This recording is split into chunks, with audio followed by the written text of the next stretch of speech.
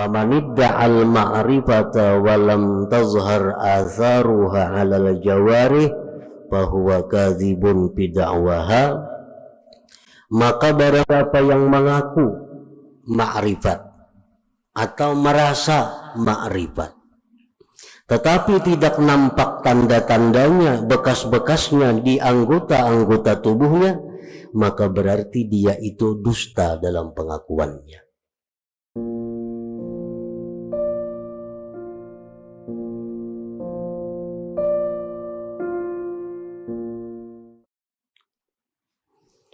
Para muhibbin rahimakumullah, idza stawda'allahu al-ma'rifata fil qulub la budda ay yadhhara atharuha 'alal jawarih fa af'alul jawarih tabi'atun li ahwalil qulub. Apabila Allah Subhanahu wa ta'ala menitipkan ma'rifat di dalam hati seorang hamba, maka pastilah nampak bekas-bekas ma'rifat itu di atas anggota-anggota tubuh si hamba itu. Apabila Allah memberikan cahaya ma'rifah ke dalam hati kita, maka bekas atau alamat tanda ma'rifat yang ada di dalam hati itu nampak di seluruh zahir tubuh kita. Artinya mata, telinga, tangan, kaki, seluruh anggota tubuh nampaklah tanda-tanda orang yang di dalam hatinya itu diberikan Allah ma'rifat. Maka bermula perbuatan anggota mengikuti bagi keadaan hati. Perilaku seseorang artinya mengikuti keadaan hatinya. Nah, apabila hati seseorang itu ma'rifat billah, maka anggotanya pun mencerminkan sikap orang yang ma'rifat billah. Apabila di dalam hatinya itu ada al-jahlu billah, jahil dengan Allah, maka gerak-geriknya, tingkah laku, tutur katanya pun tidak jauh daripada orang yang jahil dengan Allah. Famanidda'al ma'rifata walam tazhar atharuha 'alal jawarih fahuwa kadzibun bid'awaha.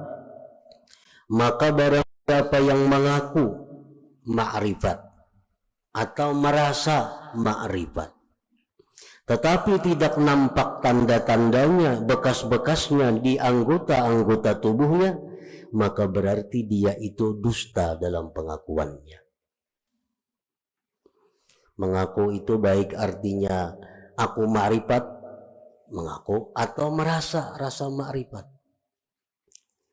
Tetapi pada zahirnya, tingkah lakunya tidak didapat bekas-bekas ma'rifat, maka berarti dia tidak benar dalam pengakuannya atau perasaannya itu. Qala Allah Ta'ala, Allah berfirman, ta'rifuhum bisimahum. Kamu kenal kepada mereka itu dengan tanda-tanda yang ada pada mereka. Orang yang di dalam hatinya jahil dengan Allah tampak kelihatan di seluruh anggota tubuhnya. Begitu pula orang yang ma'rifat dengan Allah tampak tandanya di dalam zahir anggota tubuhnya. Imam Ahmad Ibnu Athaillah menulis hikmah ini adalah untuk memberitahu kepada kita bagaimana kita memilih kawan, memilih guru, memilih orang-orang yang kita akan kerjasama dengannya.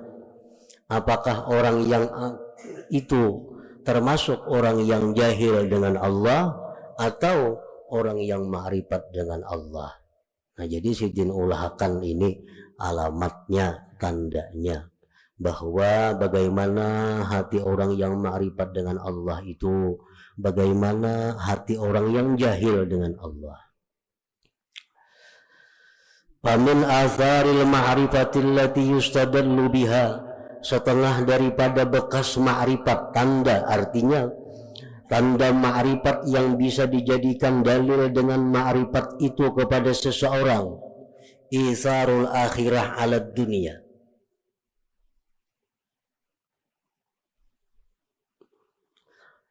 mengutamakan akhirat atas dunia.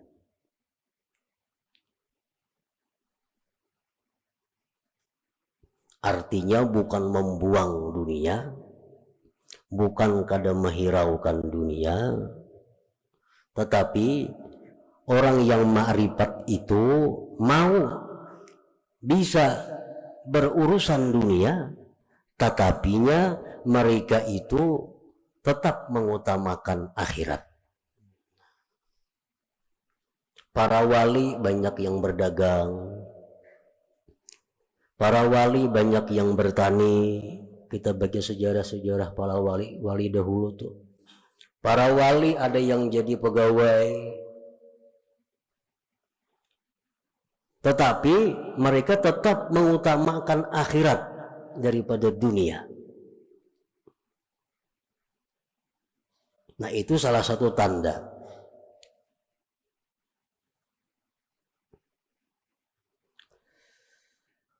Karena mereka orang yang ma'rifat dengan Allah itu meyakini sekali bahwa akhirat itu lebih baik daripada dunia. Nah, baiknya akhirat dari dunia itu bukan berarti harus kita tinggalkan dunia, bukan. Tetapi baiknya akhirat dari dunia itu agar kita utamakan akhirat daripada dunia.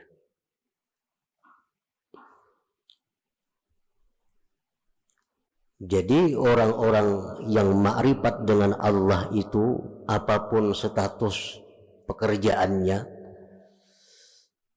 intinya mereka selalu mendahulukan kepentingan akhiratnya dibanding dunia.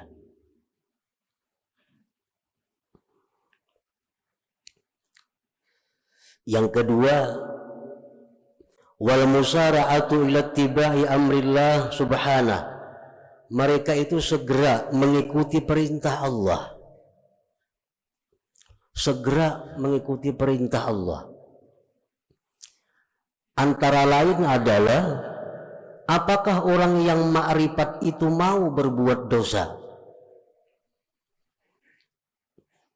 Imam Junaid al-Baghdadi pernah ditanya orang, ujar orang kepada Imam Junaid, ayaznil arifu, orang yang ma'rifat kepada Allah itu maukah dia berzina?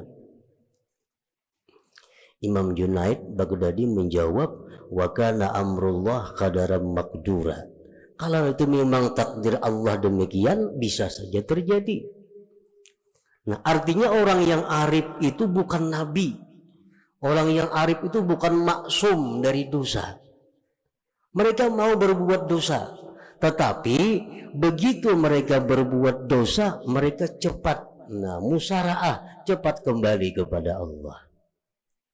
Itu bedanya antara orang yang arif dengan tidak arif. Begitu mereka berbuat dosa, mereka musara'ah, mereka segera kembali kepada Allah, segera tobat kepada Allah. Makanya orang-orang arif itu disebut mahfuz. Nah, mahfuz itu bukan terpelihara dari dosa, tetapi terpelihara dari israr, mengekali dosa. Kalau mengekali dosa kada mau orang arif itu. Tapi kalau berbuat dosa mau.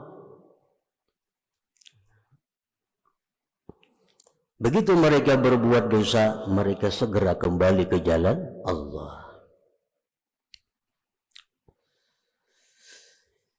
Wal firaru minasyawagilil mulhiyati 'anillahi ta'ala, dan lagi tanda orang yang di hatinya itu ada ma'rifat dengan Allah, dia itu lari berlari menjauhkan diri dari kesibukan-kesibukan yang melalaikan dia daripada Allah. Kesibukan-kesibukan, pekerjaan-pekerjaan yang membuat mereka itu lalai. Nah, itu mereka lari. Artinya pekerjaan yang selama ini sudah bagus nih. Wirid-wirid aktif kita baca. Menuntut ilmu aktif kita laksanakan. Ini ada pekerjaan cukup. Nah, ada pulang pekerjaan lain yang bagus, yang pina untungnya ganal nih. Tetapi amun ini digawi bujur untung ganal, cuma akibatnya kaina wirid kada terbaca lagi. Mengaji nang seminggu 3 kali jadi sebulan sekali. Ini ngarannya memegang sesuatu yang melalaikan daripada Allah. Nah, orang arif kada mau bekerja, mau, tapi kada melalaikan mereka daripada Allah.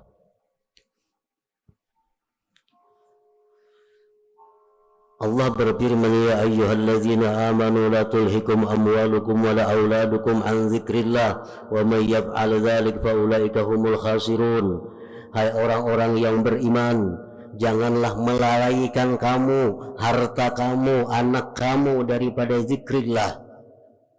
Siapa melakukan demikian maka dia orang yang rugi, ujar Tuhan.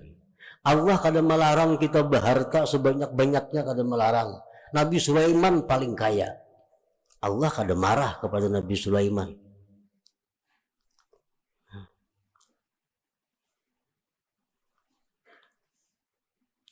Tetapi yang Allah itu melarang jangan sampai kita ini lalai. Gara-gara kebanyakan pekerjaan, kesibukan macam-macam, wirid kada terbaca, sembahyang bahanu berjamaah banu kada, harta. Tuhan kada melarang kita punya anak, ulah anak sebanyak-banyaknya. Nabi Muhammad suka.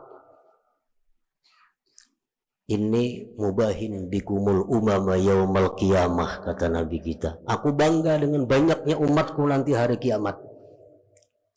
Tetapi jangan sampai anak itu membuat kita lalai.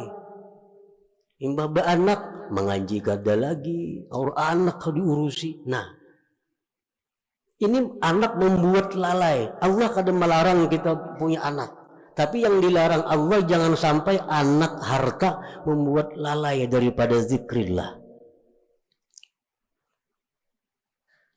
Di akhirat kita akan ditanya Allah, kenapa ikam dahulunya bagus, menuntut ilmu, beribadat. Hamba ya Allah banyak benar pang engkau beri rezeki, sehingga hamba sibuk mengurus rezeki yang engkau beri. Ujar Tuhan, mana ikam sugihnya lawan Nabi Sulaiman betakun bang.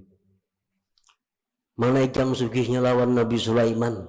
Sulaiman tuh kada pernah lalai kepadaku dengan begitu banyak urusan Nabi Sulaiman. Nabi Sulaiman bukan hanya mengurusi harta, mengurusi kambing, sapi, samud, angin dan sebagainya. Tapi Sulaiman tidak lalai daripada zikrullah. Nah, orang yang arif kepada Allah itu apapun pekerjaannya, apapun yang diurusnya, kada akan lalai daripada zikrillah. Jadi Allah kada melarang kita berharta, beranak kada. Cuma jar Tuhan la tulhikum, jangan lalai. Al-huznu ala fawati ta'at. Dan lagi orang yang arif itu tandanya adalah duka cita keluputan taat. Sedih keluputan taat. Biasanya sembahyang berjamaah umpamanya. Sembahyang berjamaah. Mbak itu ada kesibukan apa? Talat. Nah, orang tuntungan sudah berjamaah. Ada huzun, ada sedih.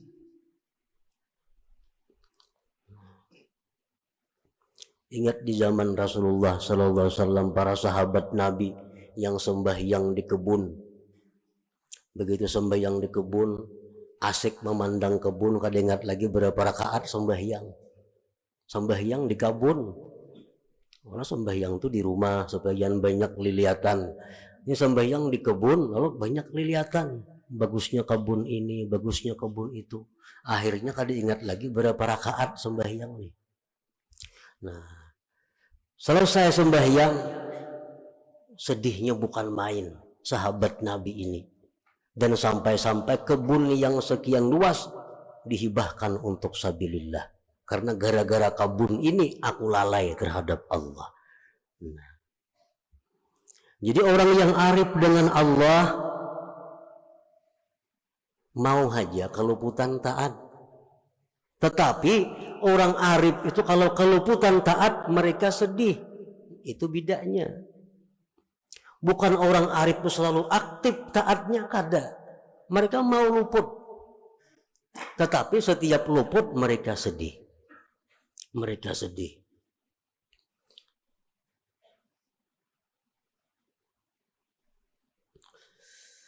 Wa sururuhu wa tmi'nanuhu bi dzikrillah wa ta'atih, dan lagi tanda orang arif itu adalah gembiranya dia, tenangnya dia dengan zikrillah dan taat kepada Allah. Bila kawainya memperbuat taat, disitulah dia gembira. Bila mana dia dalam keadaan susah, dalam keadaan gelisah, zikir kepada Allah, hatinya tentram. Nah, itu orang yang arif dengan Allah.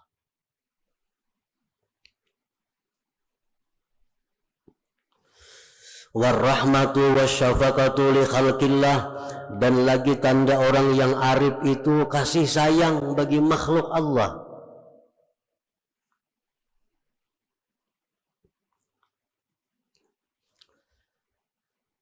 Seperti kita baca ratib Al-Adrus, Allahumma salli ala Muhammad ya Rabbi warham kulla muslim, Allahumma salli ala Muhammad ya Rabbi warham kulla muznib.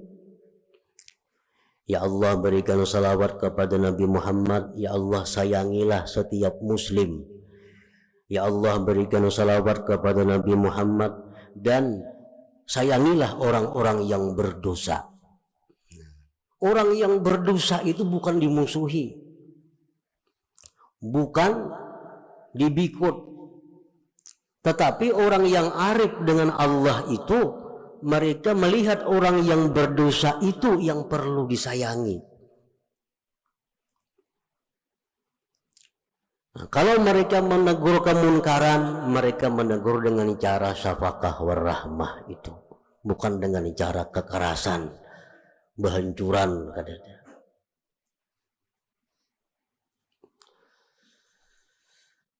Wa ru'yatu ma yasurruhu wa ma yuhzinuhu minallah dzil jalali wal ikram, dan lagi tanda orang yang ma'rifat itu adalah dia melihat sesuatu yang menyenangkan, melihat sesuatu yang menyedihkan, semuanya datang dari Allah dzil jalal wal ikram. Nah, itu antara lain asar, tanda ma'rifat yang kelihatan di anggota kalau orang hatinya diberi Allah ma'rifat billah itu.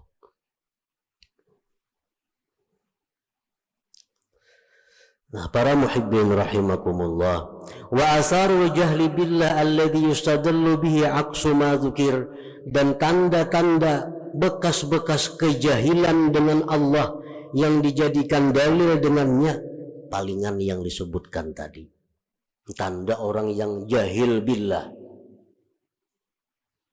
Satu, isarud dunia alal akhirah, dia mengutamakan dunia. Akhirat tuh urusan kaina, tuh urusan hendak mati, jadinya akhirat itu. Ini kada urusan, ini urusan dunia nomor satu. Nah, ini tanda orang jahil dengan Allah. Adamul musara'ah ila tibai amrillahi ta'ala, tidak segera kembali kepada Allah. Berbuat dosa, nyanyat, nah, mengulangi, menikmati.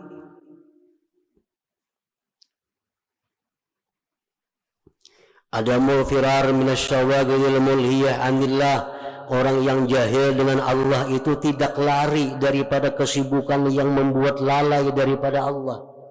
Gawian nang ada ini sudah sibuk, sudah kadang kau berzikir lagi, gawian ada ditambah lagi gawian. ditambah lagi pulang pekerjaan, nang ada aja sudah kada urusan. Nah ini orang yang jahil dengan Allah. Adamul husni ala taat, tidak ada sedih, keluputan taat. Ketinggalan pelajaran, ada papainya. Ketinggalan sembahyang berjamaah, kada ada sedih. Sembahyang tak keluar waktunya, kada ada sedihnya. Nah, sururuhu wa tmi'nanuhu bi ghairillah, kesenangan dia, kegembiraan dia bukan dengan Allah. Bukan dengan Allah. Dengan manusia, dengan harta, dengan kedudukan, dengan pangkat, kesenangan. Wa adamul mubalat bi khalqillah, dan dia tidak peduli makhluk Allah. Tidak peduli terhadap makhluk Allah. Wa ru'yatul asbab, dan dia selalu melihat sebab, lupa kepada musabbibil asbab. Nah ini orang yang jahil dengan Allah. Dan jahil dengan Allah ini bukan perkara mudah, bukan perkara inting. Kebanyakan orang yang mati tidak membawa iman itu akibat jahlu billah ini. Akibat al-jahlu billah ini yang banyak mencelakakan manusia di waktu sakaratul maut.